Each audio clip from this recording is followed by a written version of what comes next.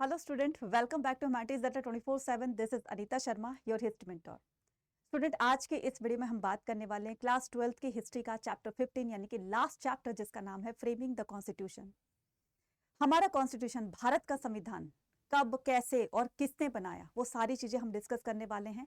साथ में हम डिस्कस करेंगे किस किस तरह की प्रॉब्लम्स को फेस करते हुए उनसे गुजरते हुए हमारे पॉलिटिकल लीडर्स ने भारत का संविधान लिखा और इसको लिखते टाइम किन किन बातों का ध्यान रखा, वो सारी चीजें इसमें डिस्कस करने वाले हैं। और आपको ये भी पता होगा कि हमारा जो भारत का संविधान है वो दुनिया का सबसे बड़ा संविधान है। क्यों संविधान इतना बड़ा इंडिया का कहा गया है? क्योंकि इंडिया में डाइवर्सिटी बहुत है और डाइवर्सिटी के होते हुए अलग अलग लोगों को अलग अलग तरीके से सोचना और सोच करके उनके लिए कुछ ना कुछ अच्छे अच्छे प्रावधान रखना हमारे कॉन्स्टिट्यूशन में, संविधान में सभी के लिए कुछ ना कुछ अच्छा मेंशन करना। इसीलिए हमारे इंडिया का जो संविधान है, हमारे भारत का संविधान है, वो दुनिया का सबसे लेंथिएस्ट सबसे लार्जेस्ट जो है वो कॉन्स्टिट्यूशन माना गया है। तो सबसे पहले हम बात करेंगे किसकी? सबसे पहले हम बात करते हैं इंडिया के कॉन्स्टिट्यूशन की, right. So constitution of India में हम बात करेंगे। पहले से थोड़ा सा इसका इंट्रोडक्शन पार्ट पढ़ लेते हैं।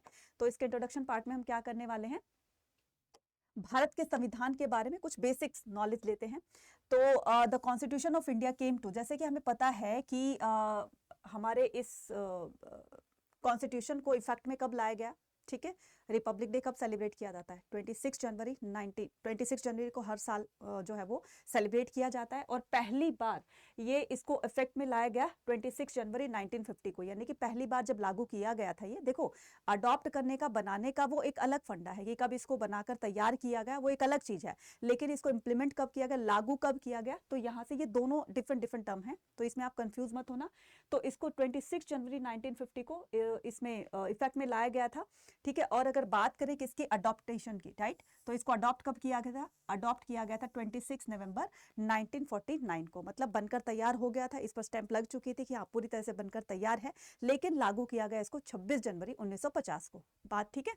तो अब the Indian constitution was framed between the, तो इंडियन कॉन्स्टिट्यूशन को कब फ्रेम किया गया? दिसंबर 1946 से दिसंबर 1949 को। लेकिन अगर हम बात करें किसकी, लेकिन हम बात करें कि ओवरऑल टोटल इसको कितना टाइम लगा बनने में, तो यहां पर देखो दिसंबर 1946 से दिसंबर 1949 तक, मतलब लगभग लगभग आप अराउंड कर सकते हो 3 इयर्स, ठीक है।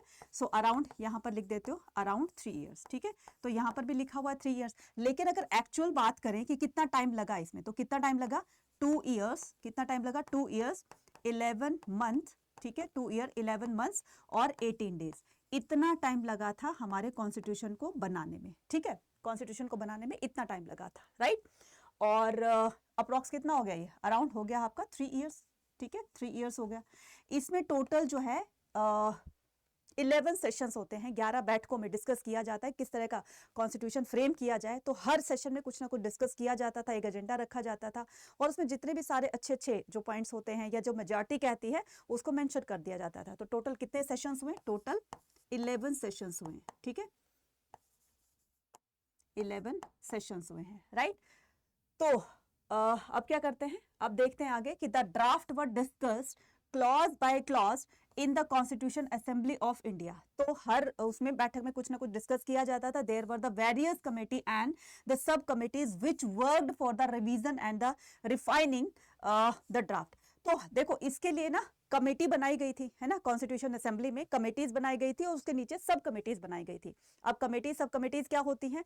फॉर एग्जाम्पल की किसी को एक टास्क दे दिया कि तुम्हें क्या करना है, उसको रफली लिखना है, ठीक है। लेकिन लिखने के बाद कहीं पर वो रीचेक किया जाएगा, रीचेक करने के बाद उसमें कुछ जो है वो रिमूव किया जाएगा, कुछ ऐड किया जाएगा। तो इसके लिए ना बहुत सारे लोगों को डिवाइड कर दिया गया था, तो कमेटीज बना दी गई थी, तुम्हें ये काम करना है, तुम्हें ये काम करना है, तुम्हें ये काम करना है। उसके अंडर में काफी सारी जो है सब कमेटीज बना दी गई थी कि तुम्हें इस तरह से इसको क्या करना है, इसको रिवाइज करना है और साथ में उसको रिफाइनिंग भी करनी है। तो इस तरीके से जो ड्राफ्ट तैयार हुआ, ड्राफ्ट का मतलब समझते हो, एक रफली जो कंटेंट तैयार किया गया, फिर बाद में उसको फाइनलाइज किया जाएगा। तो उस ड्राफ्ट को तैयार करने में काफी सारे लोग इन्वॉल्व हुए थे, जिसमें कमेटीज में उसको डिवाइड कर दिया गया था और कमेटीज में भी सब कमेटीज बना दी गई थी। जैसे अगर हमारी बात करें किसकी, हमारी गवर्नमेंट की बात करें, तो एक मेन अथॉरिटी होती है, ठीक है, प्रेसिडेंट पीएम हो गए, फिर उनके अंडर में बहुत मतलब वो होते हैं मिनिस्टर्स होते हैं, मिनिस्टर्स के अंडर में बहुत सारे मिनिस्टर्स होते हैं, फिर उनके अंडर में भी काफी सारे लोग होते हैं। तो इस तरीके से ना वो जो चेन बनती है वो तब जा करके एक काम को करने में इतने सारे लोग इन्वॉल्व होते हैं, राइट। चलिए, तो अब चलते हैं नेक्स्ट पर। तो ये दो चीजें ध्यान रखना, इसको अडॉप्ट कब किया गया था, तो अडॉप्ट किया गया था 26 नवंबर 1949 को, और इसको इंप्लीमेंट कब किया गया था, इसको इफेक्ट में लाया गया था, लागू कब किया गया था, 26 जनवरी 1950 को। इन दो बातों का ध्यान रखना, बहुत सारे बच्चे इसमें कंफ्यूज हो जाते हैं। अब चलते हैं event before making the constitution.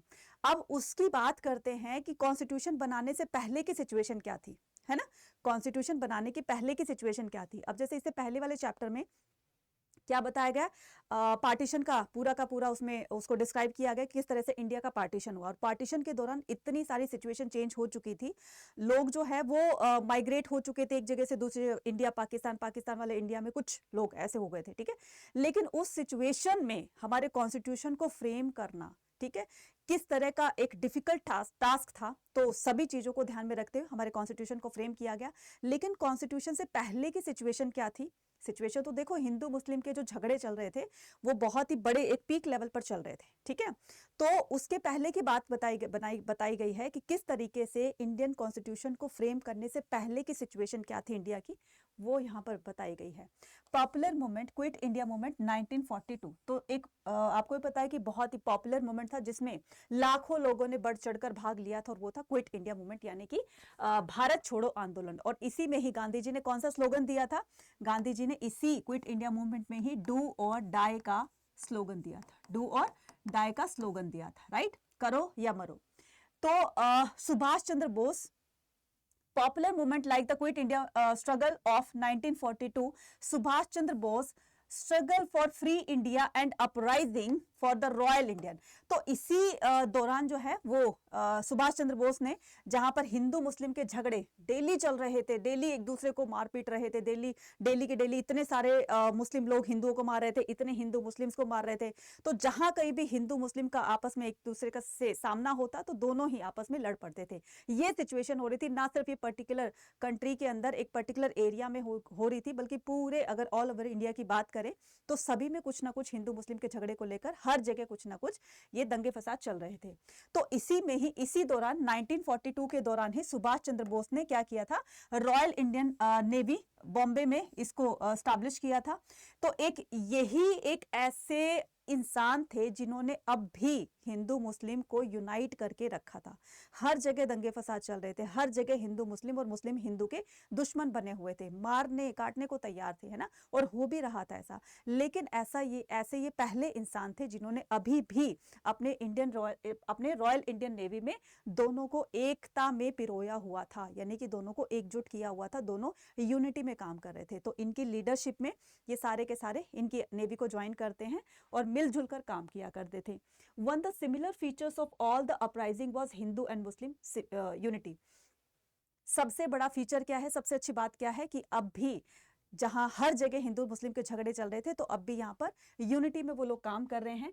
Political party, जहां पॉलिटिकल पार्टी कांग्रेस हो गई या फिर मुस्लिम लीग हो गई, जहां हिंदू मुस्लिम के झगड़ों को रोकने में नाकामयाब हो गई थी, वहां पर ये एक ऐसे इंसान थे जिन्होंने दोनों को यूनाइट करके रखा था। Muslim in later year with the beginning of the Calcutta killing. Calcutta killing कब होती है बच्चे, अगस्त। ये यहाँ से बहुत बार क्वेश्चन पूछा जाता है 1 मार्कर। कलकत्ता किलिंग होती है 6 अगस्त से 1946 से लेकर के और 9 अगस्त 1946 तक, यानी कि 6 to 9 अगस्त 1946 में ये क्या होता है, कलकत्ता में किलिंग होती है बहुत बड़े लेवल पर। अब ये कलकत्ता किलिंग क्या थी, कलकत्ता किलिंग ये थी कि सबसे ज्यादा कलकत्ता में हिंदू मुस्लिम के झगड़े चल रहे थे, है ना। और इससे पहले जो पार्टीशन ऑफ इंडिया था उसमें अंडरस्टैंडिंग पार्टीशन था, तो उसमें सारी चीजें बता दी गई थी, लेकिन वो आपके चैप्टर सीबीएसई में या फिर आपके बोर्ड एग्जाम में नहीं पूछा जाएगा, इसलिए वो सीयूटी के लिए आपको प्रिपेयर करना है, ठीक है। और सीयूटी के लिए प्रिपेयर करोगे डिलीटेड चैप्टर को भी पढ़ना होगा, ठीक है।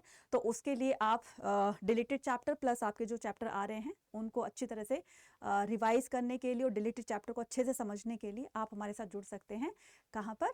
हमारे CUET के महापैक में, राइट। तो क्या बात कर रही थी मैं? With the beginning of the Calcutta and killing the August 1946। तो इसमें बड़े लेवल पर हिंदू मुस्लिम में किलिंग चल रही थी, बहुत ज़्यादा ब्लडशेड हो रखा था, मतलब खून खराबा बहुत ज़्यादा हुआ था। तो जैसे ही हिंदू मुस्लिम्स को देख के या मुस्लिम जो है हिंदुओं को देखते तो वैसे ही उनकी चाकू छुरियां निकल जाती थी और एक दूसरे को मार काट डालते थे, राइट। तो जहां पर कांग्रेस और मुस्लिम लीग इनको रोकने में फेल हो गई थी, वहीं पर ये इनको यूनाइट किए हुए थे। Violence continued. अब ये जो इस तरह की हिंदू मुस्लिम की वायलेंसी थी, यानी कि हिंसात्मक जो घटनाएं थी, वो पूरे ऑल ओवर इंडिया में, खास करके नदर्न और ईस्टर्न इंडिया में ये पूरे साल ये चीजें चलती रही थी, हिंदू मुस्लिम के दंगे फसाद चलते रहे थे। नेक्स्ट बात करते हैं the making of the constitution. तो ये जो सारी की सारी सिचुएशन बताई, ये कॉन्स्टिट्यूशन को फ्रेम करने की पहले की सिचुएशन थी, राइट। उसके बाद the member of the constitution assembly. अब क्वेश्चन आता है कि कॉन्स्टिट्यूशन असेंबली के मेंबर्स कहाँ से इलेक्ट हुए और कौन इसमें मेंबर इलेक्ट होंगे, कहाँ से वो चुने जाएंगे, वो सारी चीजें इसे बताई गई हैं कि the member of the assembly were elected by the member of the provisional legislature instead on the basis of the. तो यहाँ पर यूनिवर्सल एडल्ट फ्रेंचाइजी नहीं करवाई गई थी जिसके बिहार पर हर कोई वोट दे सकता था, लेकिन चुनिंदा लोगों में से ही उसमें वोट करवा करके और उनको आगे उनके रिप्रेजेंटेटिव्स को चुना गया था। इस तरह से हमारी कॉन्स्टिट्यूशन असेंबली का जो है वो एक तरीके से कॉन्स्टिट्यूशन असेंबली को फ्रेम किया जाता है, बनाया जाता है। और द इलेक्शन, सबसे पहले इस कॉन्स्टिट्यूशन असेंबली को के जो इलेक्शन हुए थे वो हुए थे 1946 में, है ना, 1946 में। तो इसके लिए कॉन्स्टिट्यूशन को फ्रेम करने के लिए अब एक असेंबली कंडक्ट की जाएगी। अब लोगों का एक ग्रुप चाहिए होगा जो कि कॉन्स्टिट्यूशन को फ्रेम करने में पूरी मदद करेगा एक दूसरे की। अब इसमें जो ग्रुप होंगे, इसमें जो मेंबर्स होंगे, ग्रुप मेंबर्स होंगे, वो कहाँ से इलेक्ट किए जाएंगे? वो किए जाएंगे प्रोविजनल लेजिस्लेचर से, है ना। और इन्हीं में से ही क्या होगा, जैसे बहुत सारे फ्रीडम फाइटर थे, ठीक है, जो जिनके पीछे जो है वो जो लीड कर रहे थे, अब उन्हीं में से काफी सारे जो लीड कर रहे थे अलग अलग मूवमेंट्स में, अलग अलग प्रोटेस्ट में लोगों को लीड जो कर रहे थे, उन्हीं में से ही अब लोगों को चुना जाएगा, रिप्रेजेंटेटिव्स को चुना जाएगा और वो जाके जो है कॉन्स्टिट्यूशन असेंबली कंडक्ट करेगी। ये जो कॉन्स्टिट्यूशन असेंबली के इलेक्शंस होंगे, ये कब हुए थे? पहली बार 1946 में हुए थे। Apart from the member elected by the provinces, apart from यानी कि इसके अलावा, elected by the provisional legislature के अलावा प्रोविंसेस ब्रिटिश इंडिया। तो देखो, एक तो वो थी जो देसी रियासतें थी जिसमें अभी भी भारतीय राजाओं का रूल था, लेकिन जो है वो कागजी तौर पर, लेकिन इनडायरेक्टली वहां पर कौन रूल कर रहे थे? ब्रिटिशर्स ही। ब्रिटिशर्स को तो वहां से पैसे जा रहे थे, लेकिन इंडियंस से क्या कर रहे थे? मतलब इंडियंस देसी रियासतों के राजा अभी भी रूल कर रहे थे। तो कुछ तो देसी रियासतों के राजाओं को भी इसमें शामिल किया गया और कुछ जो ब्रिटिश के अंडर में जो हमारी जो इंडियन प्रोविंसेस थी उनको भी शामिल किया गया। The assembly also had representatives the princely state. तो इसमें प्रिंसली स्टेट्स ने भी पार्टिसिपेट किया और इस तरीके से पूरी की पूरी असेंबली जो है वो बना दी जाती है। और इस तरह से जब असेंबली एक बार बनकर तैयार हो जाएगी, अब यही लोग काम करेंगे किसको? कॉन्स्टिट्यूशन को फ्रेम करने में। अब बात करते हैं the vision of the constitution. तो विजन क्या होता है? विजन का मतलब होता है उद्देश्य, ठीक है। विजन का मतलब क्या होता है? उद्देश्य, यानी कि एम कह सकते हो आप, ठीक है। क्या इसका एम होगा? The objective resolution. ये ऑब्जेक्टिव रेजोल्यूशन क्या होती है? ये होती है उद्देश्य प्रस्ताविका, ठीक है। ये क्या होती है? उद्देश्य प्रस्ताविका जिसको बोलते हैं, ठीक है। तो आपने भी कभी देखा होगा, ऑब्जर्व किया होगा, जो हमारी एनसीईआरटी की बुक होती है उसके फर्स्ट पेज पर ना ये इस तरीके का एक ऑब्जेक्टिव रेजोल्यूशन होता है। तो आप जाकर के उसको कभी पढ़िएगा जरूर कि उसमें क्या लिखा हुआ है ना। तो ये ऑब्जेक्टिव रेजोल्यूशन था। डिफाइन द, ये क्या डिफाइन करती है कि अब इंडिया इंडिपेंडेंट हो गया है। It provide the framework within which the work of the constitution making was proceed। अब इंडिया फ्री हो गया। अब इंडिया के सामने सबसे बड़ा टास्क है कि किसी तरह से हमारा कॉन्स्टिट्यूशन बनकर तैयार हो जाए और हम ब्रिटिशर्स को दिखा सकें कि हम भी कैपेबल हैं अपने कॉन्स्टिट्यूशन को बनाने में। और हमने बनाकर उनको वो प्रूव कर दिया है कि हम भी अपनी कंट्री को बहुत अच्छे से चला सकते हैं, उस पर शासन कर सकते हैं और अपनी कंट्री को एक नई दिशा की तरफ हम ले जा सकते हैं। इस तरह का चैलेंज जब हमारे पॉलिटिकल लीडर ने ब्रिटिशर्स की तरफ से मिला हुआ था तो वो कंप्लीट किया और इस तरीके से हमारा कॉन्स्टिट्यूशन जो है वो बनाने का, कॉन्स्टिट्यूशन बनाने का जो है एक प्रोसेस स्टार्ट हो जाता है। तो इस उद्देश्य प्रस्ताविका में क्या लिखा गया था? The outline of the objective resolution were. तो इसमें क्या क्या चीजें मेंशन की गई थी? इट प्रोक्लेम, ये जो ऑब्जेक्टिव रेजोल्यूशन है जिसके अध्यक्ष कौन थे? पंडित जवाहरलाल नेहरू थे, ठीक है। तो it proclaimed India to be an independent, sovereign and the republic country. तो ये प्रोक्लेम का मतलब होता है घोषणा करना, ठीक है। उद्घोषणा भी कह सकते हो, घोषणा भी कह सकते हो। तो ये जो उद्देश्य प्रस्ताविका है इसके अकॉर्डिंग क्या बताया गया है कि India to be an independent, India जो है वो इंडिपेंडेंट, आत्मनिर्भर होगा, ठीक है, सोवरेन होगा और रिपब्लिक कंट्री माना जाएगा। मतलब रिपब्लिक अब हो गया है, यानी कि ब्रिटिशर्स से अब हमें आजादी मिल गई है, अब हम अपने डिसीजन खुद ले सकते हैं। तो इसमें अब हम किसी तरह का कोई भी प्रेशर अपने ऊपर नहीं बर्दाश्त करेंगे। अब हम पूरी तरीके से फ्री हो गए, अब हम अपनी कंट्री को एक नई दिशा की तरफ लेकर जाएंगे, एक नई ऊंचाइयों की तरफ लेकर जाएंगे। तो इस तरीके से उद्देश्य प्रस्ताविका में इनको बोला गया कि इंडिपेंडेंट का मतलब क्या होता है कि आत्मनिर्भर हो गई है। सोवरेन का मतलब होता है कि अब वो अपने डिसीजन खुद ले सकते हैं। पहले तो सारे decision British east India company लेती थी, लेकिन अब फ्री होने के बाद में डिसीजन हम खुद लिया करेंगे। और उसके बाद रिपब्लिक कंट्री बन गई है, यानी कि गणतंत्र राज्य बन गया है। और हर एक रिपब्लिक कंट्री तभी बनाई जाती है, हर एक फ्रीडम जो पा लेती है कंट्री, उसका अपना कॉन्स्टिट्यूशन बनाया जाता है ताकि उस कॉन्स्टिट्यूशन के रूल रेगुलेशंस के अकॉर्डिंग उस पर रूल कर सके, राइट। तो इट गारंटीड, ये क्या गारंटी देती है कि इंडिया के सिटीजन्स को जस्टिस, इक्वालिटी और फ्रीडम मिलेगी। देखो बच्चे, चाहे कोई भी आप रेवोल्यूशन देख लीजिए या कोई भी आप जो है फ्रीडम स्ट्रगल देख लीजिए किसी भी कंट्री का, मेनली जो है इसमें 3 डिमांड रखी जाएंगी लोगों की तरफ से, जो वहाँ के सिटीजन्स होते हैं, प्रजा होती है, जो नॉर्मल पीपल होते हैं, उनकी बेसिकली 3 डिमांड होती है। कौन कौन सी? एक तो हमें क्या चाहिए? जस्टिस चाहिए, इक्वालिटी चाहिए और फ्रीडम चाहिए। और यही इंडिया में भी हो रहा था। इतने जो बड़े बड़े मूवमेंट्स चले गांधी जी की लीडरशिप में, इतने जो बड़े बड़े प्रोटेस्ट चले, ठीक है, वो हमारे पॉलिटिकल लीडर्स की गाइडेंस में चले थे, उनकी लीडरशिप में चले थे। तो सभी की क्या डिमांड थी कि हमें न्याय मिलना चाहिए, हमें इक्वालिटी मिलनी चाहिए और हमें फ्रीडम मिलना चाहिए। उद्देश्य प्रस्ताविका में इनको भी शामिल किया गया था। इट एश्योर्ड दैट, तो उद्देश्य प्रस्ताविका यानी कि ऑब्जेक्टिव रेजोल्यूशन ये एश्योर करता है कि it adequate the safeguard for the minority, ये सभी के लिए कुछ ना कुछ प्रावधान लेकर आई है। तो चाहे वो माइनॉरिटीज है, चाहे वो बैकवर्ड क्लास है, चाहे वो ट्राइबल एरियाज है, डिप्रेस्ड क्लास है, या फिर अदर बैकवर्ड क्लासेस है, तो इसमें सभी के लिए कुछ ना कुछ मेंशन किया गया है। तो हम एक ऐसा कॉन्स्टिट्यूशन फ्रेम करेंगे जिसमें सभी के लिए अच्छे अच्छे पॉइंट, सभी को कुछ करने का या सभी के पॉइंट ऑफ व्यू से सोच कर ही उनमें उनके लिए प्रावधान रखे जाएंगे, राइट। तो ये क्या थी? उद्देश्य प्रस्ताविका थी। फिर से सुनिए, इट प्रोक्लेम, ये जो ऑब्जेक्टिव रेजोल्यूशन है ये क्या प्रोक्लेम करती है कि इंडिया टू बी, ठीक है, India to be an independent, sovereign and republic. तो ये क्वेश्चन आता है आपका, ठीक है, शॉर्ट क्वेश्चन में, तो ये इंपॉर्टेंट, इसको याद रख लेना, ठीक है। 3 मार्कर में क्वेश्चन आएगा। सेकंड, इट गारंटीड, ये क्या गारंटी देती है? जस्टिस, इक्वालिटी और फ्रीडम की। इंडिया के लोगों को ये तीनों चीजें मिलेंगी। It assure that the safe guard for the minority, ये एश्योर करती है हमारे सिटीजन्स को, यानी कि भारतीयों को ये एश्योर करती है, आश्वासन देती है कि माइनॉरिटीज के लिए, बैकवर्ड क्लासेस के लिए और ट्राइबल पीपल्स के लिए, डिप्रेस्ड क्लास के लिए और अदर बैकवर्ड क्लास है उनके लिए, सब कुछ, सभी के लिए कुछ ना कुछ ये प्रावधान इसमें रखा जाएगा। और इसके अध्यक्ष किसको बनाया गया था? पंडित जवाहरलाल नेहरू को। अब ये सारी चीजें हो रही थी तो कहीं ना हमारे जो पॉलिटिकल लीडर थे वो कुछ अलग तरीके से सोच रहे थे, है ना, क्योंकि अभी अभी हम ब्रिटिशर से आजाद हुए थे। तो कहीं ना कहीं अब उनके दिमाग में ये चीजें थी कि वो तो चले गए हैं और अपनी पपेट जो है यहाँ पर छोड़ गए हैं, जो उन्हीं के बताए हुए कामों को इस तरह से लागू करेगी। यानी कि दिमाग उनका होगा लेकिन काम जो है वो हमारे पॉलिटिकल लीडर करेंगे। तो ऐसी सोच रखने वाले कौन थे? ये थे। और इनका नाम क्या था? इनका नाम था सोमनाथ लाहिरी, ठीक है, इनका नाम क्या था? सोमनाथ लाहिरी। तो सोमनाथ लाहिरी जी का क्या कहना था? बाद में इनकी जो है सोमनाथ लाहिरी, ठीक है, तो इनका मानना था, देखो ये क्या कह रहे हैं, Somnath Lahiri a communist, Somnath Lahiri a communist member viewed that. तो ये कौन थे? ये कम्युनिस्ट मेंबर थे। कम्युनिस्ट मेंबर कौन होते हैं? जो एक आपने पॉलिटिकल साइंस से पढ़ा होगा, एक कम्युनिस्ट वो होता है, आइडियोलॉजी होती है ना, एक सोशलिज्म होता है, एक आपका कैपिटलिज्म होता है। तो कम्युनिस्ट का मतलब होता है, कम्युनिस्ट मेंबर का मतलब होता है जो लोगों के साथ, लोगों की डिमांड को लेकर के और उनको लीड करते हैं, है ना। तो viewed that the deliberation of the constituent assembly were done under the influence of the British imperialism।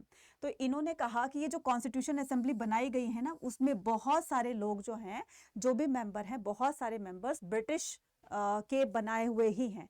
वो तो चले गए, लेकिन कहीं ना कहीं वो पीछे अपनी एक छाप छोड़ गए हैं कि वो अब इनको गाइड करेंगे, इनको बताएंगे कि तुम्हें कैसे रूल करना है। तो अभी तुम ये इनका मानना था कि ये अपने लोगों को बोल रहे थे कि तुम इन पर विश्वास मत करो, ये जो अंतरिम गवर्नमेंट बनी है, ये जो गवर्नमेंट, अंतरिम गवर्नमेंट क्या होती है?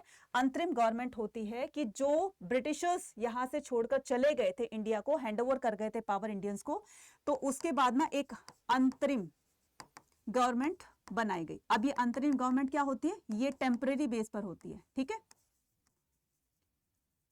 टेम्परेरी बेस पर होती है। तो टेम्परेरी जो गवर्नमेंट बनाई गई थी, मतलब कि ब्रिटिशर्स के जाने के बाद, ठीक है, ब्रिटिशर्स के जाने के बाद और नई गवर्नमेंट आने से पहले, इलेक्शन वगैरह करके तभी तो नई गवर्नमेंट जो इलेक्ट की जाएगी ना, बनाई जाएगी, उनके आने से पहले। तो ये जो बीच का टाइम है, इसमें अंतरिम गवर्नमेंट को बनाया गया कि भाई अभी थोड़ा खाली सीट नहीं छोड़ सकते हैं, तो उसके लिए अंतरिम गवर्नमेंट बनाई गई। और इसके भी अध्यक्ष कौन बनाए गए थे? पंडित जवाहरलाल नेहरू। तो सोमनाथ लाहिरी जी का कहना था कि they were under the influence of the British imperialism. तो ये कहीं ना कहीं प्रभावित है, ये जो कॉन्स्टिट्यूशन असेंबली के मेंबर्स हैं, ये कहीं ना कहीं आज भी ब्रिटिशर्स से प्रभावित हैं। तो ब्रिटिशर्स जैसे जैसे इनको गाइड करते रहेंगे, ये वैसे वैसे काम करते रहेंगे। इन पर विश्वास मत करो। तो ये आज भी ब्रिटिशर्स की तरफ हैं, तो इन पर विश्वास करोगे तुम आगे चल करके प्रॉब्लम फेस करोगे। He urged that the member of the fully free themselves from the influence of the imperial rule। तो उन्होंने कहा कि तुम इन पर विश्वास मत करो कि पूरी तरीके से ये ब्रिटिशर से ही इंस्पायर हैं, इन्फ्लुएंस है। Lahiri wanted to realise that member of the, तो लाहिरी ने क्या रियलाइज किया कि असेंबली वाज ब्रिटिश मेड। तो ये जो असेंबली बनाई गई है, ये ब्रिटिशर्स के द्वारा ही बनाई गई है, ठीक है, तो ब्रिटिशर्स के द्वारा बनाई गई है, इसलिए तुम्हें इस पर विश्वास नहीं करना है। It was working according to the British plans and their wish. और ये जो है ब्रिटिशर्स के अकॉर्डिंग ही काम करेगी, जो वो प्लान बनाएगी उसी के अकॉर्डिंग काम करेगी। तो इस पर विश्वास मत कीजिए। कहीं ऐसा ना हो कि हम इस पर विश्वास कर लें, इनको सपोर्ट करते जाए, इनका साथ देते जाए और फिर से हमारे ऊपर कोई ना कोई आकर रूल करने लग जाए। तो हमें इन चीजों से हटना है, हमें इन चीजों से बचना है। और जितना हम बचेंगे, जितना हम हटेंगे, उस तरीके से हम अपने राइट्स को लेकर के, उस तरह से हम अपने आप को आगे बढ़ाते हुए और अपने राइट्स की डिमांड करेंगे, राइट। तो ये सोच थी किसकी? सोमनाथ लाहिरी जी की। लेकिन जैसे जैसे इनको चीजें समझ में आती हैं, तो असेंबली के मेंबर्स होते हुए फिर ये सारी चीजों को खुद अपनी आंखों से देखते हैं कि इंटरनली क्या हो रहा है।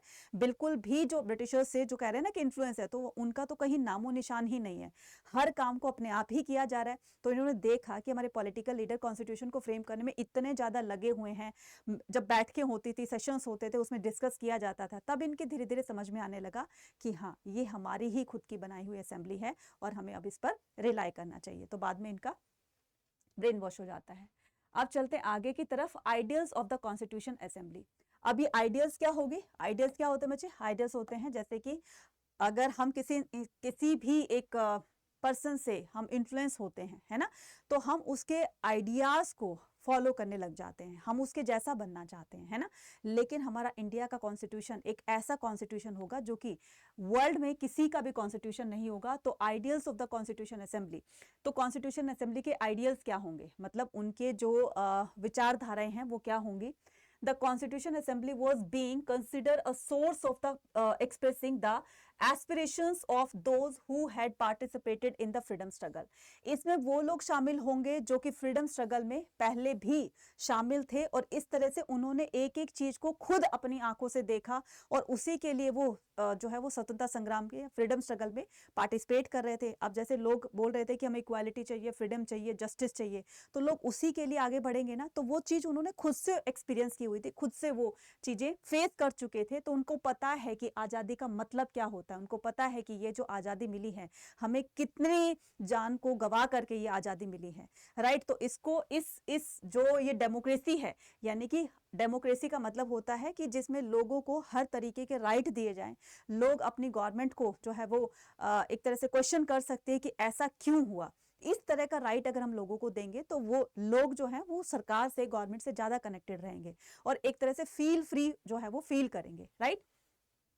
तो since the 19th century the ideals of the democracy, equality and justice has become the closely associated with the social struggle in India। तो जाहिर सी बात है, बिल्कुल सही बात है कि डेमोक्रेसी के लिए सबसे जरूरी क्या है कि लोगों को फ्रीडम मिलनी चाहिए, हर चीज की फ्रीडम मिलनी चाहिए, उनको अपने व्यूज एक्सप्रेस करने की फ्रीडम मिलनी चाहिए, किसी भी धर्म पर एक तरीके से उनको उनके ऊपर इम्पोज नहीं करना चाहिए कि अगर तुम्हें जो है वो तुम इस्लाम धर्म को ही कबूल करो या फिर तुम क्रिश्चियन ही बनो, इस तरीके की, क्योंकि वो चीजें वो फेस कर चुके थे, है ना। अगर हम बात करें 1857 के रिवोल्ट की बात करें, राइट, या उससे पहले की सिचुएशन की बात करें, तो धीरे धीरे वो चीजें इंडिया में हो रही थी, चाहे वो सोशल रिफॉर्म्स के थ्रू हो रही थी, कुछ भी हो रही थी, लेकिन कहीं ना कहीं 1857 के स्ट्रगल का या उसके रिवोल्ट का एक ये भी तो रीजन था ना कि वो लोग ये सोच रहे थे, हिंदू और मुस्लिम ये सोच रहे थे कि हमें क्रिश्चियनिटी में कन्वर्ट किया जा रहा है, हमें क्रिश्चियन बनाए जा रहे हैं और हम अपने धर्म से अलग होए जा रहे हैं। तो इसका मतलब ये कि कहीं ना कहीं लोगों की सोच भी एक तरह से चेंज हो रही थी। तो डेमोक्रेसी क्या चाहती है कि हमें नहीं चाहिए कि कोई हमें किसी तरह से प्रेशराइज करे किसी काम को करने में, फ्री होकर के हम काम करना चाहते हैं। तो इसके लिए ही तो हमारे इंडिया में इतना ज्यादा स्ट्रगल हुआ था ना कि हम नहीं करेंगे किसी के अंडर में काम। सो दीज सोशल रिफॉर्मर्स, तो कुछ सोशल रिफॉर्मर्स भी होते हैं जिन्होंने हमारी इंडियन सोसाइटी में बहुत ज़्यादा रिफॉर्म किए। जितने भी ये जो बुरे रीति रिवाज फैले हुए थे, फॉर एग्जांपल चाइल्ड मैरिज जो थी या फिर विडो रिमैरिज का एक्ट जो है वो कंसेप्ट लेकर आए थे, ये भी पास करवाया गया। सती सिस्टम था उसको अबॉलिश करवाया गया 1829 में, right, with the help of Raja Ram Mohan Roy. तो ऐसे बहुत सारे सोशल रिफॉर्मर्स थे जिन्होंने हमारे इंडियन सोसाइटी में रिफॉर्म्स किए। उनमें से एक कौन थे? स्वामी विवेकानंद। उनमें से एक कौन थे? स्वामी विवेकानंद। तो the social reformers in the 19th century were pleading for the social justice. तो वो क्या कर रहे थे? हमें सोशल जस्टिस चाहिए। दे अपोज द चाइल्ड मैरिज। तो उन्होंने क्या किया?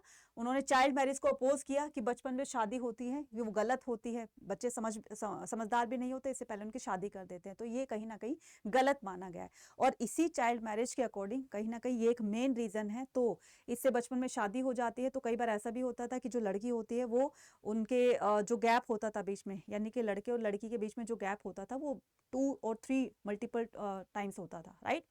तो बेचारी जल्दी विधवा हो जाती थी, विडो हो जाती थी। तो अब वो पूरी उम्र क्या विडो ही रहेगी, अकेली ही सरवाइव करेगी। तो इसके लिए विडो रीमैरिज का एक्ट पास करवाया गया कि अब विधवा भी जो है, मतलब विडो भी अब अपनी मर्जी से वो दूसरी शादी कर सकती है। तो इस तरह के रिफॉर्म्स को लेकर आना वाकई में एक बहुत बड़ा टास्क था, है ना। इतने सालों से, हजारों सालों से ये जो रिवाज चल रहा है, एकदम से ये ब्रेक करना है तो वाकई में बहुत ही एक डिफिकल्ट टास्क था। लेकिन हमारे सोशल रिफॉर्मर्स ने इनको कंप्लीट किया, अबॉलिश करवाया। तो child marriage and demand for the widow remarriage, the camping of the Swami Vivekananda to reform the Hinduism was an effort to make the religious more just. और स्वामी विवेकानंद जी की वजह से हिंदुइज्म में काफी सारे रिफॉर्म्स करवाए गए। और इन्होंने एक शिकागो में एक मीटिंग भी हेल्ड करी थी ना, तो वहां पर ये जब इंडिया की तरफ से रिप्रेजेंटेटिव्स बने जाते हैं, जहाँ पर एक धार्मिक सम्मेलन हुआ था, तो इंडिया की तरफ से ये गए थे। तो इंडिया की तरफ से आपको मुझे बताना है कि शिकागो में ये जो रिलीजियस वो हुआ था, सम्मेलन हुआ था, तो वो कब हुआ था? कमेंट सेक्शन में मुझे इसका ईयर लिखकर बताओगे, ठीक है। तो वहां पर जो जितने भी स्कॉलर्स बैठे हुए थे, रिलीजियस स्कॉलर्स बैठे हुए थे, वो उन्होंने एकदम से हैरान रह गए थे इनकी स्पीच को सुन करके। और बहुतों ने तो ये बोला भी था कि इंडिया में जहाँ ऐसे लोग रहते हैं और वहां पर ये ब्रिटिशर्स जाकर के रूल कर रहे हैं, इनकी ये बेवकूफ़ी है। तो जहाँ पर इन जैसे महान व्यक्ति रहते हैं, वो देश अपने आप में ही बहुत महान है ना। तो कहते हैं ना, ईस्ट और west, India is the best. तो इसलिए इंडिया बेस्ट है कि यहाँ पर महापुरुषों ने अपने अपने जो एक बुद्धि का, एक समझ का, जो अपने आप को रिप्रेजेंट किया दुनिया के सामने, तो वाकई में वो काबिले तारीफ है ना। तो इन्होंने क्या किया? काफ़ी सारे सोशल रिफॉर्म्स किए इंडिया के अंदर, और इन्हीं की हेल्प से, और बाकी भी बहुत सारे सोशल रिफॉर्मर्स थे, ठीक है। जैसे अभी मैंने बताया राजा राम मोहन राय थे, स्वामी विवेकानंद थे, स्वामी दयानंद सरस्वती थे, ठीक है। और भी बहुत सारे थे जिन्होंने हमारे इंडियन सोसाइटी में सोशल रिफॉर्म किए थे। इसके अलावा बात करें हम किसकी? कॉन्स्टिट्यूशन रिफॉर्म्स की। ये तो हो रहे थे, चलो इंडियन सोसाइटी में सोशल रिफॉर्म्स हो रहे थे। अब हम कॉन्स्टिट्यूशंस में क्या सा रिफॉर्म्स होने चाहिए, वो सारी चीजें देखेंगे। तो कॉन्स्टिट्यूशनल रिफॉर्म में a number of the act were pass. तो इसके लिए ना बहुत सारे एक्ट पास किए गए।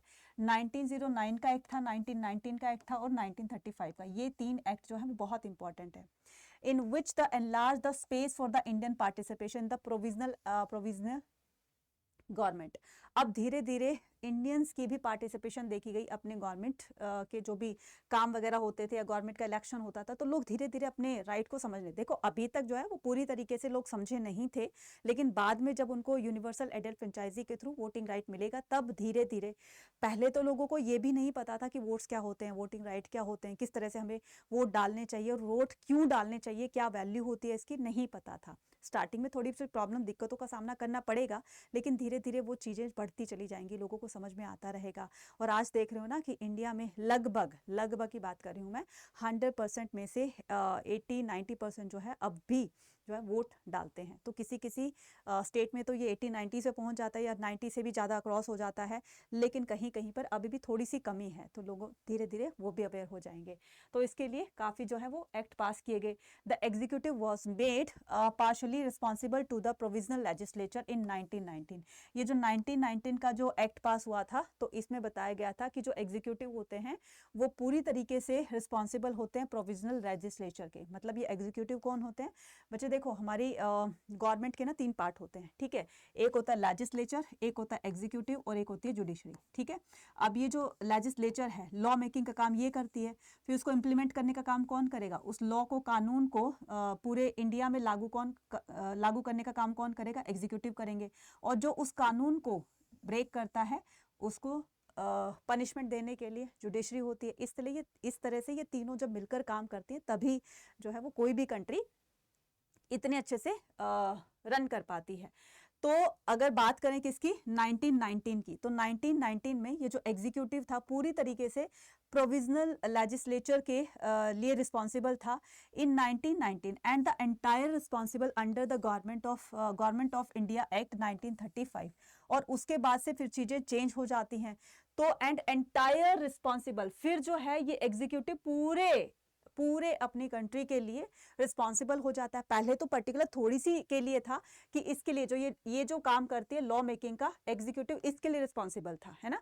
तो पहले ये लॉ मेकिंग का काम करती थी, फिर ये उसको एग्जीक्यूट करता था। लेकिन अब 1935 के एक्ट के द्वारा ये जो एग्जीक्यूटिव है अब ये पूरी एंटायर कंट्री के लिए रिस्पॉन्सिबल होगा। जैसे हमारे जो प्रेसिडेंट है, हमारे जो पीएम है, वो पूरी कंट्री के आधार पर सोचेंगे ना, कोई निर्णय लेंगे, कोई भी फैसला लेंगे, कोई भी डिसीजन लेंगे, तो पूरी कंट्री के, एंटायर कंट्री को सोच कर लेंगे कि हमारे देशवासियों के लिए क्या अच्छा हो सकता है, क्या बुरा हो सकता है। तो अब ये जो चेंज आएंगे ये 1935 के जो गवर्नमेंट ऑफ इंडिया एक्ट आएगा 1935, इसके अकॉर्डिंग होगा। Now during the election of 1937, जब ये एक्ट पास होता है इसके जस्ट बाद में 2 साल बाद में 1937 में इलेक्शन होते हैं। Under the 1935 act the Congress came to power in 8 out of the 11 provinces. अब जब ये 1937 में इलेक्शन हुए तो कांग्रेस को, क्योंकि कांग्रेस फ्रीडम स्ट्रगल से ही लोगों की जो है वो बहुत लोगों के बीच में बहुत पॉपुलर थी, ठीक है। और लोग इस पर बहुत ज्यादा ट्रस्ट करते थे क्योंकि इनके लीडर्स ने लोगों का बहुत साथ दिया था, लोगों की डिमांड को लेकर के आगे बढ़े थे, तो ये लोगों के बीच में बहुत ज्यादा पॉपुलर थी। और इनको इस इलेक्शन में कांग्रेस को 11 प्रोविंसेस में से 8 प्रोविंसेस पर जीत हासिल होती है। इस तरीके से कांग्रेस बहुत ज्यादा लोगों के सपोर्ट से जीत जाती है।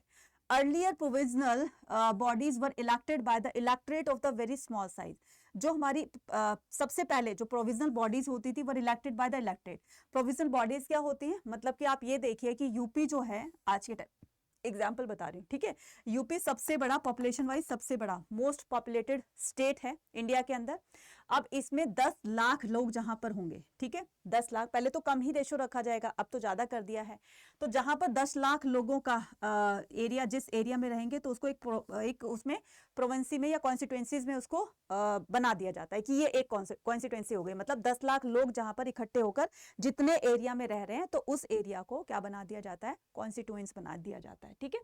ऐसे ही इसमें यूपी में सबसे ज्यादा आप देखोगे लोकसभा की सीटें हैं, क्योंकि यहाँ पर ये पॉपुलेशन वाइज जो है वो सबसे बड़ा स्टेट माना गया है और इसी पॉपुलेशन के बेस पर ही वहां पर कॉन्स्टिट्यूएंसीज बना दी गई हैं। तो ये जो था, earlier provisional bodies were elected by the electorate of the very small size. तो पहले ये छोटा था, ठीक है, 10 लाख लोग रहते थे, फिर उसके बाद 1 करोड़ हो गया, ठीक है। फिर उसके बाद ना देखेंगे कि 5 बीच में, तो जितने भी लोगों का एक क्राइटेरिया तय किया जाएगा उसी के हिसाब से वहां पर सीट्स जो है वो लागू कर दी जाएगी और उन सीट्स पर ही क्या होते थे, सीट्स के लिए इलेक्शंस होते थे। तो जैसे यूपी में है, हरियाणा में है, राजस्थान में है, तो ये पूरे ऑल ओवर इंडिया में जो इलेक्शंस होते हैं ना, तो इसी के बेस पर क्या बनती है, फिर हमारी गवर्नमेंट को फॉर्म किया जाता है।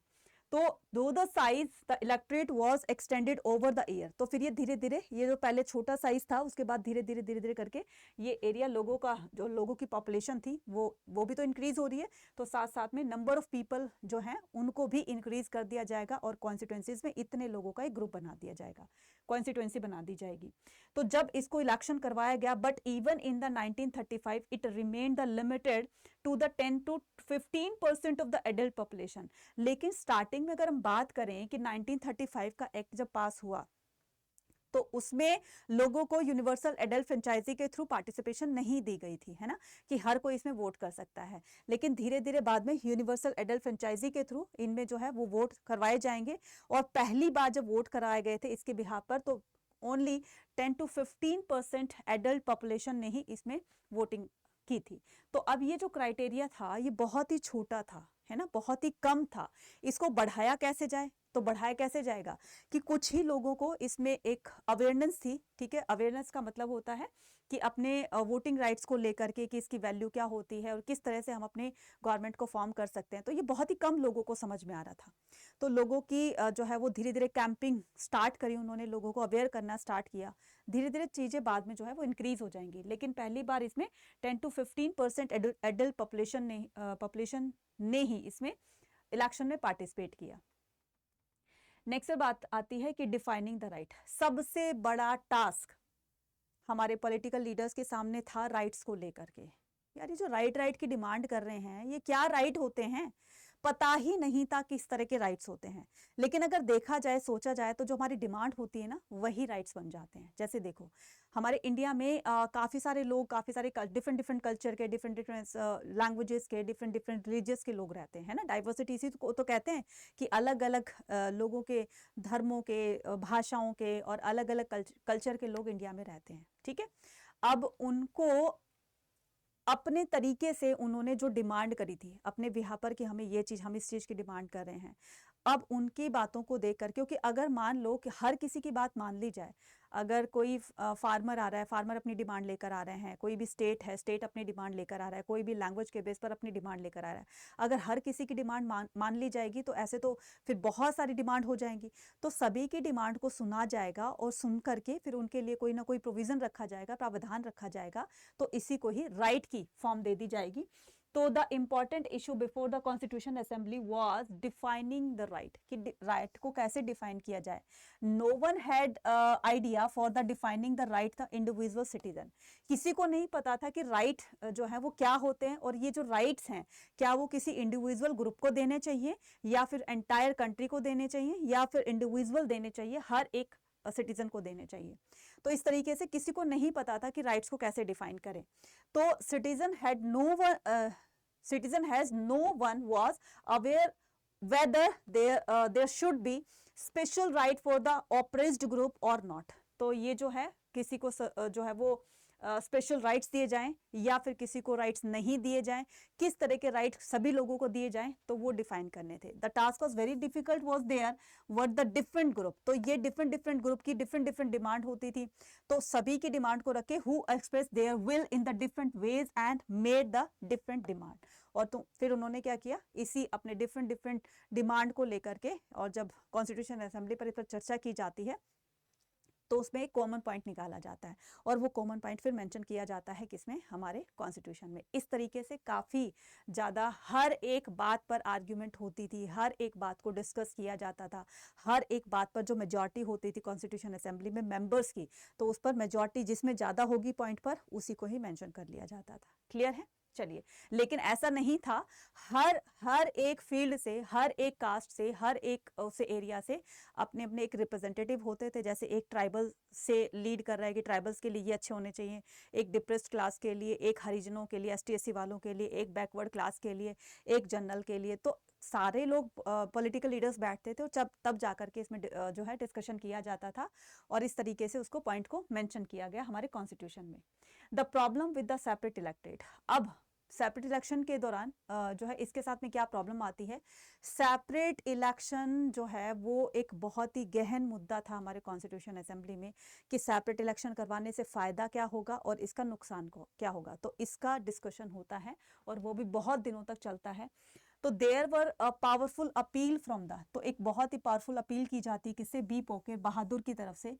ये कहाँ के थे, मद्रास के थे। तो इनकी अपील 27 अगस्त 1947 को अपील की जाती है टू बी कंटिन्यू। ये कहते थे कि सेपरेट इलेक्शन होने चाहिए, सेपरेट इलेक्शन से वो अपने आप को अपलिफ्ट कर पाएंगे। जिनकी भी सेपरेट इलेक्शन की डिमांड है तो उन डिमांड को जो है वो एक्सेप्ट कर लिया जाए, उनको सेपरेट इलेक्शन को बोलने को करने दिया जाए कि तुम लोग जो है सेपरेट इलेक्शन कर सकते हो। इससे उनकी जो पिछड़ी हुई जातियां हैं उनको अपलिफ्ट करने में उनको मदद मिलेगी। तो ये अपील किसकी थी, बी पोके बहादुर की, जो कि मद्रास से थे 27 अगस्त 1947 से। फिर उसके बाद RV. Dhulekar asserted that on the name of the safeguarding interest of the minority Britishers played। अब ये जो तुम माइनॉरिटीज के बिहाफ पर ये जो बार बार की माइनॉरिटीज को सेफ गार्डिंग चाहिए, मतलब कि उनको सुरक्षित रखने के लिए ये जो तुम सेपरेट इलेक्शन की डिमांड कर रहे हो ना, तो ये सेपरेट इलेक्शन कुछ नहीं है एक्चुअल में। ये जो सेपरेट इलेक्शन की डिमांड है कहीं ना कहीं ये ब्रिटिशर्स अपना एक जाते जाते अपना इंडिया पर बम फोड़ कर चले गए हैं। तो आर.वी. धुलेकर का कहना था कि that on the name of, कि अगर तुम जो है वो माइनॉरिटीज के बेस पर अगर तुम सेपरेट इलेक्शन की डिमांड कर रहे हो ना, तो ये ब्रिटिशर्स कहीं ना कहीं वो अपना गेम खेल गए हैं, है ना।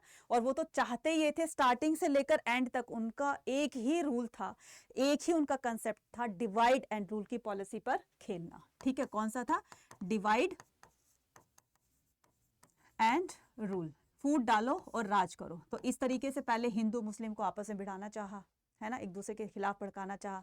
फिर सेपरेट इलेक्शन की डिमांड को एक्सेप्ट कर लिया मुस्लिम लीग ने, जब 1906 में मुस्लिम लीग को जब स्थापित किया गया था, स्टैब्लिश किया गया था।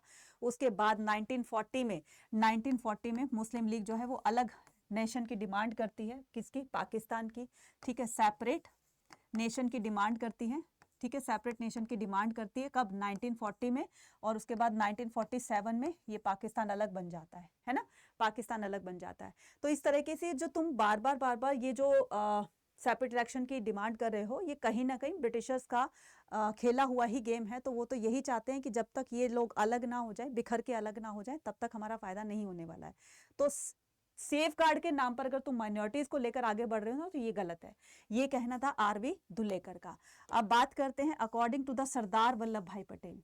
तो सरदार वल्लभ भाई पटेल का अपना ही एक रोल था, है ना। इन्होंने वो काम किया जो शायद ही कोई कर सकता था, और इंडिया को यूनाइट करने में सरदार वल्लभ भाई पटेल का एक बहुत बड़ा रोल रहा है ना। प्रिंसली स्टेट को जो 565 जो प्रिंसली स्टेट थे, राइट, उनको यूनाइट करने का काम किया। ठीक है, जो इंडिया पूरी तरीके से अलग अलग छोटे छोटे पार्ट्स में जो है वो बिखरा हुआ था, उनको यूनाइट करके और एक पूरे इंडिया को शेप देना, तो इनमें बहुत बड़ा रोल प्ले किया था इन्होंने, सरदार वल्लभ भाई पटेल ने। तो सरदार वल्लभ भाई पटेल हमारे स्वतंत्र भारत के पहले गृह मंत्री भी थे और उप प्रधानमंत्री भी माने जाते हैं, है ना। तो according to the Sardar Vallabh भाई पटेल सेपरेट, तो इन्होंने क्या किया, ये आपकी स्टेटमेंट आती है कि ये स्टेटमेंट किसकी है, सरदार वल्लभ भाई Patel. Separate electorate was a, तो सेपरेट इलेक्शन एक ऐसा जहर है जो कि हमारे देश की पॉलिटिकल बॉडी में एंटर करके पूरी तरीके से हमारे देश की पॉलिटिकल बॉडी को डिस्ट्रॉय कर देगी। तो उन्होंने उसका एक पॉइजन का नाम दिया है, किसको, सेपरेट इलेक्शन को। मत करवाइए सेपरेट इलेक्शन, तो इस तरह से माइनॉरिटी मेजॉरिटी से अलग हो जाएगी तो बिल्कुल भी उस पर कोई ध्यान नहीं देगा, तो काफ़ी ज़्यादा लॉस हो सकता है। तो द आइडिया तो separate election was also not supported all the Muslims. तो ये जो सेपरेट इलेक्शन थे, ये हर मुस्लिम इसको नहीं चाहता था। देखो, सारे मुस्लिम जो है बुरे नहीं थे, उसमें से कुछ ऐसे भी थे जो कि इंडिया को सपोर्ट कर रहे थे, इंडिया की आइडियोलॉजी को सपोर्ट कर रहे थे, पॉलिटिकल लीडर को सपोर्ट कर रहे थे। ये भी कुछ ऐसे मुस्लिम्स थे जो कि सेपरेट इलेक्शन की डिमांड को गलत बता रहे थे। उनमें से एक थी बेगम एजाज रसूल। फेल्ट, उन्होंने फील किया कि separate election were self destructive, अपने आप को बर्बाद करने जैसा है ये, कि as they isolated the minorities from the majority. ये एक ऐसा होगा कि मेजॉरिटी से माइनॉरिटी को बिल्कुल अलग कर देगी, उनको बिल्कुल अलग कर देगी। तो वहां पर लोग जो है, हमारी गवर्नमेंट ध्यान कम देगी, जो भी गवर्नमेंट होगी वो ध्यान कम देगी, क्योंकि उनको तो सेपरेट इलेक्शन मिल गए, अब वो अपने तरीके से काम करेगी। तो इसलिए ये जो सेपरेट इलेक्शन है ये बिल्कुल जो है गलत है, ऐसा ना होने दिया जाए, राइट। चलते हैं आगे, issue for the defining minority. अभी माइनॉरिटी कर तो रहे हो, लेकिन ये बताओ कि माइनॉरिटीज हैं क्या, किसको बोला जाएगा माइनॉरिटीज, इसके लिए भी काफी फिर वाद विवाद होते, आर्ग्यूमेंट होता है। तो the constitution assembly was next important question. अब कॉन्स्टिट्यूशन असेंबली के सामने नेक्स्ट क्वेश्चन क्या था कि हमें माइनॉरिटी को डिफाइन करना है। देखो अलग अलग टास्क आए ना, पहले आया था कि राइट्स को लेकर के, है ना, फिर आएगा आपका सेपरेट इलेक्शन को लेकर के। अब जो तीसरा क्वेश्चन, जो तीसरा टास्क था कॉन्स्टिट्यूशन असेंबली के सामने, वो था माइनॉरिटीज को, कि माइनॉरिटी किसको बोला जाए। इसमें एनजी रंगा का कहना था, ये कौन थे, एक सोशलिस्ट थे, ठीक है, एक समाज करता थे, ये सामाजिक जो करता होते हैं, समाज में काम करने वाले, वेलफेयर के लिए, wanted to interpret the term of the minority in the economic term. तो हम माइनॉरिटीज में उनको लेंगे जो इकोनॉमिकली पिछड़े हुए हैं, है ना, जिनकी आर्थिक स्थिति मजबूत नहीं है, अच्छे नहीं है। अकॉर्डिंग टू हिम, एनजी रंगा के according, the real minorities were the poor and the down trodden. तो जो बहुत ज्यादा गरीब हैं, बहुत ज्यादा गरीब हैं, हम उनको जो है माइनॉरिटीज में मेंशन कर सकते हैं। तो है तो बिल्कुल बात सही। अब देखो, जो जिनकी जो इनकम होती है वो बहुत ज़्यादा कम है, मतलब घर का गुजारा भी बहुत मुश्किल से चल रहा है, तो ऐसे लोगों को हम माइनॉरिटी में काउंट कर सकते हैं, ठीक है, माइनॉरिटी में हम मेंशन करते हैं। तो ये किसका कहना था, ये कहना था एनजी रंगा का, राइट। अब आते हैं views of the Jaipal Singh on the tribes, ठीक है। अब उन्होंने माइनॉरिटीज को लेकर के एनजी रंगन के अपने व्यूज थे। अब ट्राइब्स को लेकर के जयपाल सिंह के क्या व्यूज होंगे, क्योंकि देखो मैंने कहा था ना कि हर फील्ड से एक एक रिप्रेजेंटेटिव आएगा और अपनी बात को रखेगा। कोई ट्राइब्स की तरफ से आएगा, कोई माइनॉरिटीज की तरफ से आएगा, तो कोई जो है वो बैकवर्ड क्लास की तरफ से आएगा, कोई डिप्रेस क्लास की तरफ से आएगा, कोई जनरल से आएगा। तो इस तरीके से हर बात को डिस्कस किया जाएगा, आर्ग्यूमेंट चलेगी कॉन्स्टिट्यूशन असेंबली में। One of the group mentioned by the NG Ranga, the tribes, ठीक है। फिर एनजी रंगा ने एक ग्रुप को इसमें और शामिल किया है जिसका नाम ट्राइबल्स था, यानी कि जो बिल्कुल ही पिछड़े हुए थे, या जो फॉरेस्ट ड्वेलर्स थे, है ना, जो जंगलों में रहते हैं, ठीक है, जनजातियां जिसको बोलते हैं। तो उन्होंने इन ट्राइब्स को इंक्लूड किया इसमें। Tribals were the represented to the assembly by the Jaipal Singh. तो उनको लीड कौन कर रहे थे, उनकी तरफ से कौन बोल रहे थे, जयपाल सिंह। ये कौन है, जयपाल सिंह जी हैं, ठीक है। He talked about the protection of the, तो इन्होंने इनकी प्रोटेक्शन के लिए, इनकी सुरक्षा के लिए ट्राइब्स की, and ensure that the condition that would be bring the tribes up to the level of the general population. इनको क्या लग रहा था कि ट्राइबल्स को जो है वो बहुत ही पीछे रखा जाएगा, इनकी तरफ ध्यान नहीं दिया जाएगा। तो इन्होंने उनकी तरफ से, ट्राइब्स की तरफ से अपील करी कि इनको सुरक्षा चाहिए, इनको प्रोटेक्शन चाहिए। किसकी तरफ से, जनरल कैटेगरीज की तरफ से, जो जनरल लोग हैं उनकी तरफ से, एक तरह से पॉपुलेशन, जो जनरल पॉपुलेशन, उनकी तरफ से प्रोटेक्शन चाहिए कि वो उनको उनके पिछड़ेपन पर कुछ बोले ना। इस तरह का अगर कोई बोलता है तो उसके लिए एक पनिशमेंट या उसके लिए एक एक्ट लागू किया जाए। तो सुरक्षित करने का मतलब है कि कहीं ना कहीं उनको सेव करना था। और सेव कैसे किया जाएगा, उनके लिए सीट रिजर्व करवा दी जाएगी। कॉन्स्टिट्यूशन असेंबली में इस पॉइंट को रखा गया था कि ठीक है, हम सेपरेट इलेक्शन को नहीं करवा रहे हैं, हम उनके लिए सेपरेट इलेक्शन की डिमांड नहीं कर रहे हैं, लेकिन उनके लिए कुछ ऐसा प्रावधान लेकर आइए जिससे कि वो अपने आप को सुरक्षित महसूस कर सके, वो जनरल कैटेगरीज के लोगों के साथ में अपने आप को आगे बढ़ा सके। तो इसके लिए जो सबसे जो वैलिड पॉइंट था वो क्या था, रिजर्वेशन को लेकर के। तो ट्राइबल्स के लिए रिजर्वेशन दी जाएगी। He argued that the tribe need to protection as the society did not treat them equally due to their the primitiveness and the backwardness। तो जैसे जो पढ़े लिखे लोग हैं, जनरल कैटेगरी के हैं, वो बार बार उनको बुरा बुरा बोलते हैं, तो ऐसा उनके लिए ना हो और उनके साथ में कुछ ऐसा इनजस्टिस ना हो, तो उनके लिए जयपाल सिंह ने अपील करी। तो now next issue right of the depressed class. अब डिप्रेस्ड क्लास के लिए तो आपको पता ही है कि स्ट्रॉन्ग अपील किसकी थी, किनकी, डॉक्टर भीमराव अंबेडकर की। और ये कौन थे, ये थे एनजी रंगा, ठीक है। तो डॉक्टर भीमराव अंबेडकर और एनजी रंगा, doctor B are Ambedkar,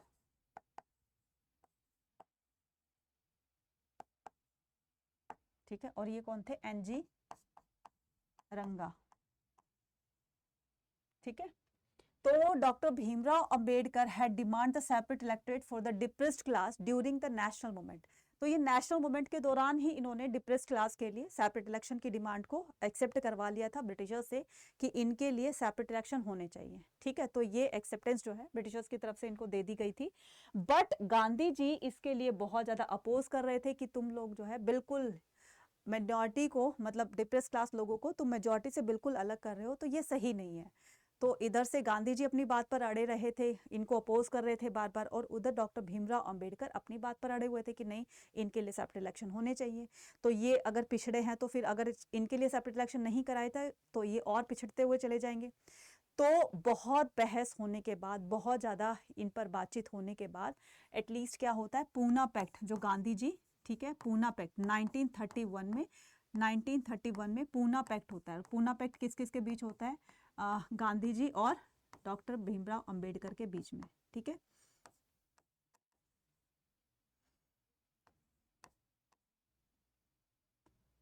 Ambedkar, right.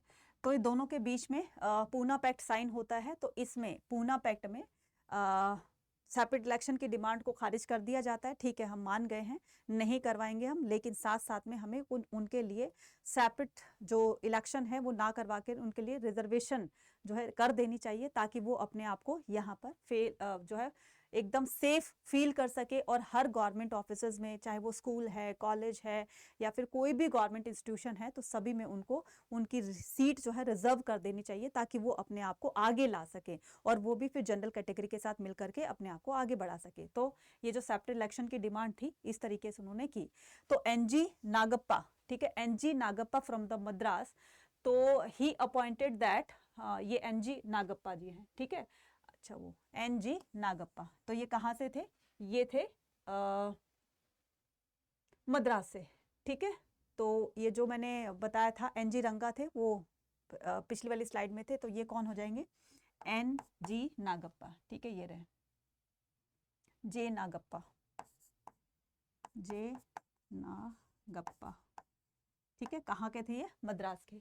तो J Nagappa from Madras pointed that depressed class have been suffering not due to their numerical insignificance. They constitute only the 20 to 15%, 20 to 25% of the total population. तो इन्होंने कहा कि अगर हम पूरे एंटायर कंट्री की बात करें तो हमारे इंडिया में 20 से 25% जो है वो डिप्रेस क्लास लोग रहते हैं। तो उनके लिए भी सोचना हमारे लिए एक जो है रिस्पॉन्सिबिलिटी बनती है। तो ये किसका कहना था, ये था जे नागप्पा का कहना था कि उनके लिए भी हमें कुछ ना कुछ सोचना है, ताकि वो भी आगे आकर और जो है गवर्नमेंट के कामों में भाग ले सके, पार्टिसिपेट कर सके। But due to the systematic marginalisation which continue for the 1000 of year, जो कि बहुत हजारों साल से जिनको पिछड़ा हुआ बताया गया है, अब टाइम आ गया है कि अब हम उनको आगे लेकर आएं और उनकी जो पार्टिसिपेशन है वो गवर्नमेंट के हर कामों में देखी जाएगी। तो इसके लिए डॉक्टर भीमराव अंबेडकर और जे नागप्पा दोनों ने ही अपील करी, और इस तरीके से उनके लिए सेपरेट इलेक्शन की डिमांड को खारिज करके और रिजर्वेशन की डिमांड को वो लेकर आए थे। और ये रिजर्वेशन की डिमांड कब आकर पूरी होती है, 1931 में पूना पैक्ट के दौरान, जो कि महात्मा गांधी और अंबेडकर के बीच में हुआ था। अब आता है recommendation by the constitution assembly. अब इसके लिए क्या रिकमेंडेशन की जाएगी, doctor Bhimrao Ambedkar gave up the demand for the separate electorate after the violence of the partition। तो ये जो हमारा अंडरस्टैंडिंग पार्टीशन है, जिसमें भारत का एक बंटवारा पूरा का पूरा डिस्क्राइब किया गया है, और मूवी भी तो बनी है इस पर। कौन सी मूवी है मुझे इसमें बताना कमेंट सेक्शन में लिख करके, है ना, जो पूरी की पूरी इंडिया के पार्टीशन पर बनी है। तो बहुत ही फेमस मूवी है, और आपने तो बहुत, मतलब 99% लोगों ने इंडिया में देखी होगी वो मूवी। तो जल्दी से मुझे कमेंट सेक्शन में आप लिखकर बताइएगा।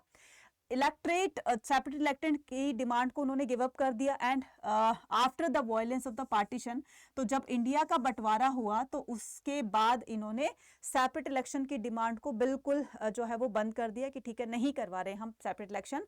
Finally the constitution assembly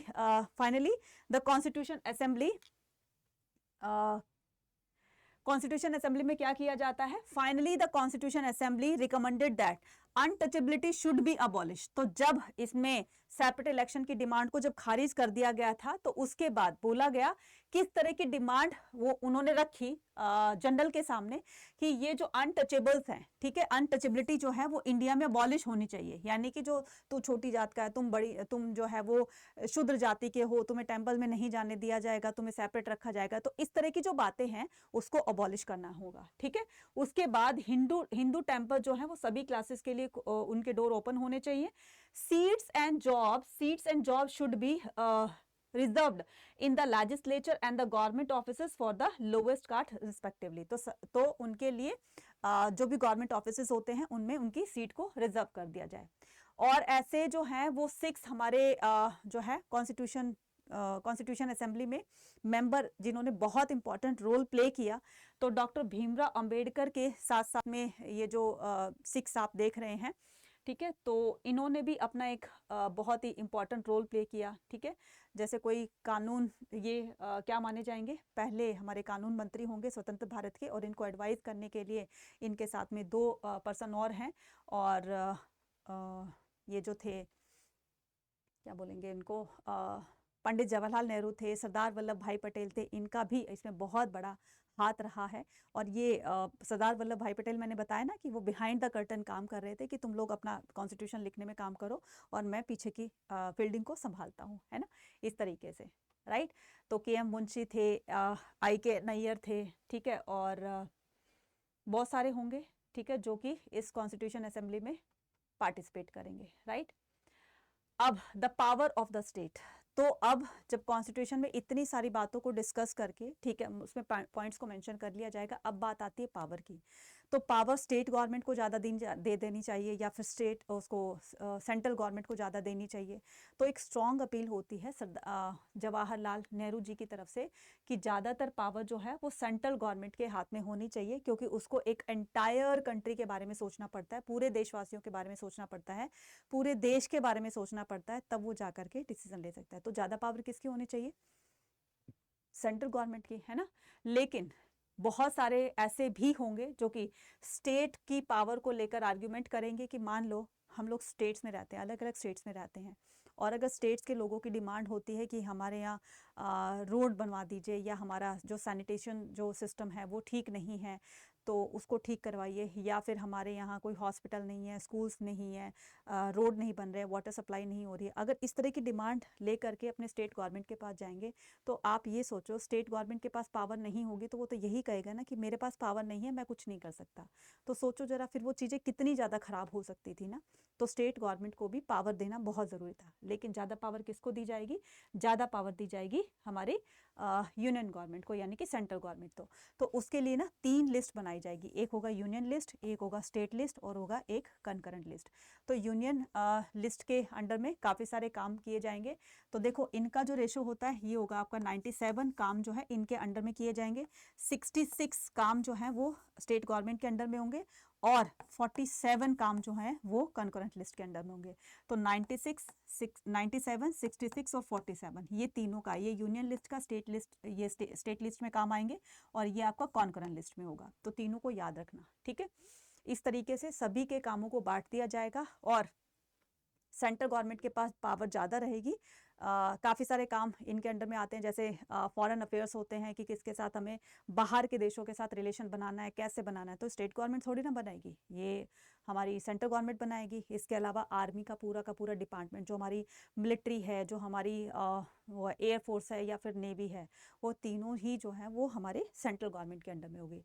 taxes जो होते हैं, एक्साइज होते हैं, मतलब जो हमारे इनकम टैक्सेस होते हैं। तो इस तरीके से कामों को डिवाइड कर दिया जाएगा under the article 356। Centre had the power to take over a state administration to the recommendation of the governor. कई बार ऐसा भी होता है कि स्टेट गवर्नमेंट अगर कोई काम नहीं करती है तो गवर्नर की हेल्प से वो पावर जो है वो स्टेट की सेंट्रल गवर्नमेंट के पास आ सकती है, और वो अपने आप से डिसीजन ले सकती है। तो इस तरीके से काम को डिवाइड कर दिया जाएगा। Provision of the fiscal federalism. Federalism का मतलब होता है कि पावर का डिस्ट्रीब्यूशन होना, ठीक है। तो फाइनेंशियल डिसीजन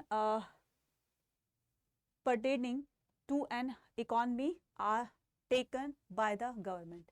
तो कॉन्स्टिट्यूशन ऑल्सो मैंडेटेड, अब इसका मतलब होता है कि ये हमारी सेंट्रल गवर्नमेंट है, ये हमारी स्टेट गवर्नमेंट है, तो दोनों की ही मिलकर काम करने से ही देश जो है वो आगे बढ़ रहा था, बढ़ रहा है और आगे इसी तरह से बढ़ता रहेगा। तो दोनों मिलकर काम करेंगे तो वाकई में कोई भी कंट्री होगी, अगर उसकी इंटरनली जो चीज़ें स्ट्रांग होगी तो वो वाकई में एक स्ट्रांग कंट्री मानी जाएगी और वो बड़ी ही तेज़ी से आगे बढ़ती चली जाएगी। जैसे आप एग्जाम्पल देख रहे हैं, India fastest growing country in the world, right? So the constitution also mandated for the complex system fiscal federalism in the case of some taxes such as the, तो हमारे जो ये जो टैक्सेस वगैरह होते हैं, कुछ टैक्सेस जाएंगे हमारे सेंट्रल गवर्नमेंट के हाथ में और कुछ टैक्सेस जाएंगे स्टेट गवर्नमेंट के। जैसे अगर इनकम टैक्स होती है, इनकम टैक्स में जो है वो दोनों की ही उसमें होती है, मतलब दोनों की मिलीभगत होती है। जैसे कि अगर मान लो कि कोई किसी स्टेट में कोई अपनी कंपनी ओपन कर रहा है, ठीक है, और ऑथराइज करवाएगा तो स्टेट गवर्नमेंट से ही ऑथराइज कराएगा, तो उससे जो टैक्स आएगा वो तो होगा किसका, वो होगा स्टेट गवर्नमेंट का। लेकिन अगर मल्टीनेशनल कंपनी है, ठीक है, कोई किसी कंट्री दूसरी कंट्री से आकर यहाँ इन्वेस्ट कर रही है और अपनी मल्टीनेशनल कंपनी ओपन कर रहा है, तो वो वाला टैक्स किसके पास जाएगा, हमारी सेंट्रल गवर्नमेंट के पास में। तो in the case of some other taxes such as the income tax and the excise duties the proceed, जैसे एग्रीकल्चर टैक्स हो गया, वो स्टेट गवर्नमेंट के पास जाएगा, लेकिन पूरी तरीके से वो share by the both centre. कुछ ऐसे टैक्सेस होंगे, एक्सरसाइज ड्यूटीज वगैरह होंगे जो कि सेंटर और स्टेट गवर्नमेंट दोनों में जो है वो बांट दी जाएगी। But income from the some taxes such as the state duty was wholly assigned to the state. Some taxes such as the land and the property taxes, sale tax and the tax of the bottle liquor, हाँ ये तो काम की बात आई ना। तो liquor shop वगैरह पर जितने भी, अब देखो ना कोविड पीरियड में जो है ये सारी चीज़ें बिल्कुल बंद हो गई थी, लेकिन सबसे पहले ओपन क्या चीज़ हुई थी, लिकर शॉप हुए थे, क्योंकि इससे गवर्नमेंट की बहुत ज़्यादा इनकम होती है ना। और ये जो सारी इनकम है ये स्टेट गवर्नमेंट की होती है। Bottled liquor could be levied and the collected by the state on their own, तो ये स्टेट का, इनसे जो भी पैसा आता है वो स्टेट गवर्नमेंट का होता है। आई होप आपको सभी चीज़ें समझ में आ गई होंगी, है ना। और अब जो है वो आज हमारा लास्ट डे है किसका, अक्टूबर का, मंथ एंड सेल का। तो फटाफट से जाइए और CUT के किसी भी बैच को परचेज करने पर आपको पूरे 20% का डिस्काउंट मिलेगा।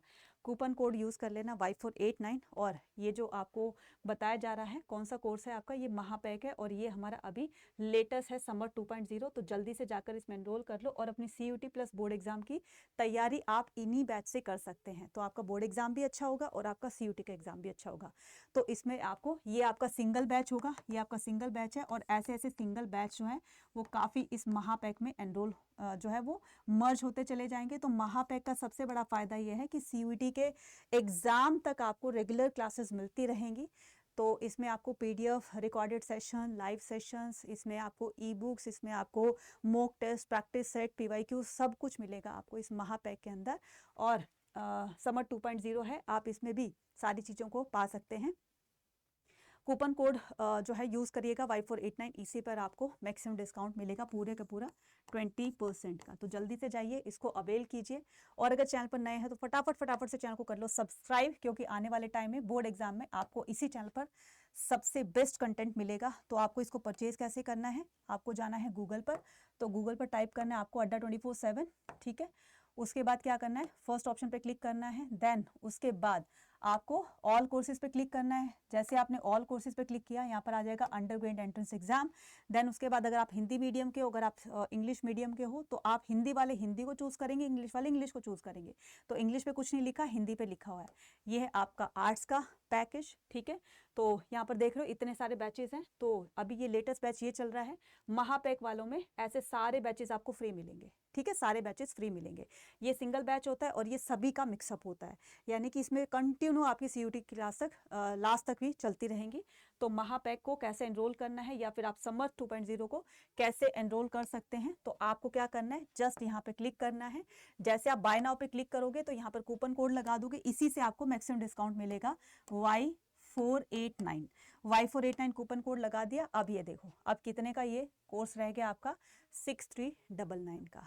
तो सपना तो जो आपने देखा है कि मैं बहुत अच्छा स्कोर करूंगा अपने बोर्ड एग्जाम प्लस अपने CUT में, तो बच्चा सपना तो देखा है बहुत अच्छा, लेकिन सपने को जीना आना चाहिए, है ना। सपने की तरफ लोग जो है, जो बच्चा बढ़ता चला जाता है और उसी को सपने को पूरा करने के लिए जो मेहनत करता है ना, सक्सेस उसी को मिलती है, सोचने से नहीं कि बेड पर बैठे हो यार मेरे तो अच्छे नंबर आ जाएं सीयूटी में प्लस बोर्ड एग्जाम में तो मैं बहुत अच्छे से एक अच्छी यूनिवर्सिटी में जा करके एक अच्छे कॉलेज में एडमिशन हो जाएगा। सोचने से कुछ नहीं होता बच्चे। तो सोचने से कहाँ मिलते हैं तमन्नाओं के शहर, चलने के लिए ज़िद भी ज़रूरी है मंजिल को पाने के लिए। तो आपको मंजिल को पाना है, मंजिल आपके सामने है, फटाफट फटाफट से अपने कदम उठाइए और जल्दी से हमारे साथ चलिए अपने सीयूटी प्लस बोर्ड एग्जाम को फोड़ने के लिए। ठीक है, मिलते हैं अपनी नेक्स्ट वीडियो में। टिल देन टेक केयर बच्चे, बाय बाय।